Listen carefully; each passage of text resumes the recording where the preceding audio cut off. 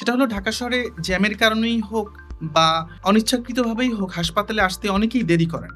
আসলে আমাদের যে প্রশ্ন যেটা যে কোন ক্ষেত্রে ১ মিনিটও দেরি করা উচিত না?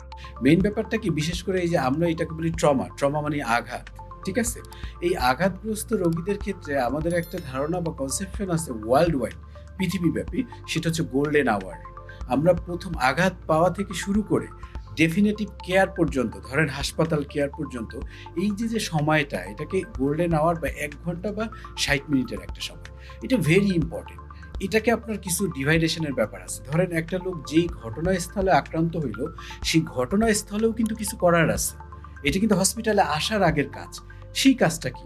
সেই কাজটা কি? ধরেন কোনো কারণে আঘাত পেয়ে তার নাকে, মুখের মধ্যে রক্ত বা ময়লা জমে গেল, অথবা একটা ফরেন বডি আটকে গেল।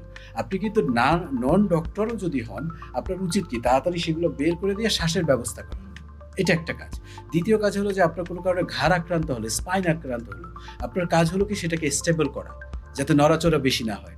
একটা হাত ভেঙে ফ্র্যাকচার ঝুলতেছে, কাজ হলো সেটাকে একটু স্টেবল করে দেয়া। কোথাও আপনার দৃশ্যমান রক্তক্ষরণ হচ্ছে, সেটাকে আপনি একটু প্রেস করে দেন, চেপে রাখেন। এই কাজগুলো হলো হসপিটালে আসার আগে। এই কাজগুলো কিন্তু করার জন্য বা ডাক্তার প্রয়োজন নাই। এটা প্রি হসপিটাল। এটা যেকোনো একটা সাধারণ মানুষই করতে পারে।